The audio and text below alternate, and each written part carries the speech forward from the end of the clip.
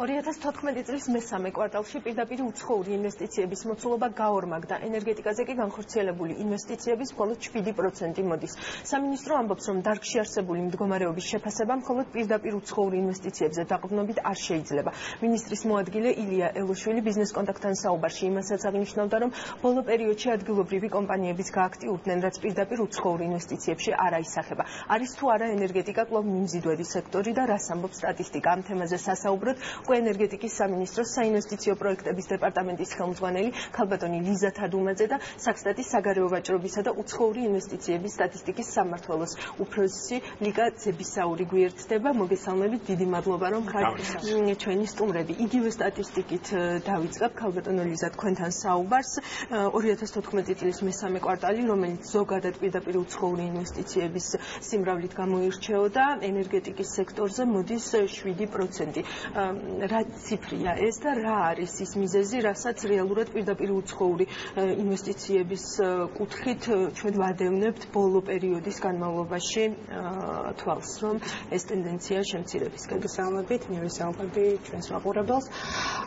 რაც შეეხება მესამე კვარტალს და საერთოდ უცხოურ პირდაპირ ინვესტიციას, მე მინდა აღვნიშნო, რომ მეთოდოლოგია, რომელსაც საქსტატი იყენებს, ძალიან განსხვავდება ჩვენს მიერ აღრიცხული უცხოური ინვესტიციების ციფრებისგან, იმიტომ რომ მათ აქვთ კონკრეტულად ინფორმაცია ინდივიდუალურ საწარმოებზე, შესაბამისად იქ შედის არა მარტო ჰიდროელექტროსადგურების კუთხით განხორციელებული ინვესტიციები და ზოგადად, როგორც ადრე აღვნიშნე, უცხოური პირდაპირ ინვესტიცია არ მოიცავს მთლიან უცხოურ ინვესტიციას.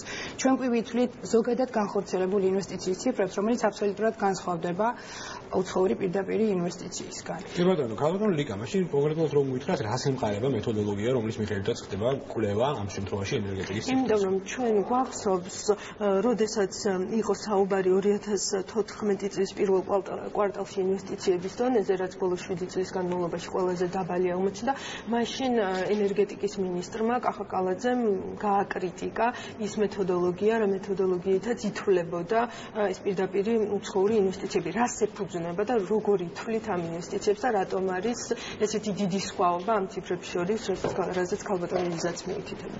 კი ბატონო, მოგესალმებით. დავიწყებ იმით, თუ რა არის ძირითადი მეთოდოლოგიური საფუძველი პირდაპირ უცხოური ინვესტიციების გაანგარიშების საქართველოში.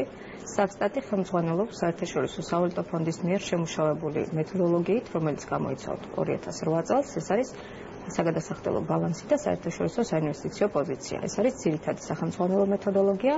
გარდა ამისა, პირდაპირ უცხოური ინვესტიციების არსის და რაობის ზუსტად განსაზღვრისთვის და ასევე პირდაპირ ინვესტირების კავშირების ზუსტად ჩამოყალიბებისთვის საქსტატი ხელმძღვანელობს განსხვავებული მეთოდოლოგიითაც. ეს არის ეკონომიკური თანამშრომლობის და განვითარების ორგანიზაციის სახელმძღვანელო პირდაპირ ინვესტიციების ძირითადი კატეგორიები. აქვთ ვალდებულება, რომ მიაწოდონ ინფორმაცია საქსტატს, იმიტომ რომ ეს იყო კრიტიკის ძირითადი საბაბი მაშინ, რომ რეალურად კომპანიებს ამის ვალდებულება არ აქვთ და სწორედ ამიტომ ამის დათულა ზუსტად არის გართულებული. დღეს მდგომარეობით კომპანიებს ვალდებულება არ აქვს საქსტატს ინფორმაცია მიაწოდონ, ეს არის ნებაყოფლობითი პროცესი, მაგრამ 2015 წლიდან გვეკანონში შედის ცვლილება და კომპანიებს ეკნებათ ვალდებულება საქსტატს წარუდგინონ ყოველდღურად ნებისმიერი სტატისტიკური კვლევისთვის ინფორმაცია. მაგრამ მინდა აღვნიშნო ისიც, რომ პირდაპირ უცხოური ინვესტიციები ეს არის საგადასახდელო ბალანსის ერთ-ერთი მნიშვნელოვანი კატეგორია და ის არის მთლიანად ზოგადად უცხოური ინვესტიციებზე რომ ვისაუბროთ, იგი მოიცავს არა მხოლოდ პირდაპირ უცხოური ინვესტიციებს, არამედ პორტფელის ინვესტიციას და სხვა ინვესტიციასაც. უბრალოდ საქსტატისთვის ძირითად პროდუქტს წარმოადგენს სწორედ პირდაპირ უცხოური ინვესტიციების განმავლობა. ეხლა რეკლამის დროა.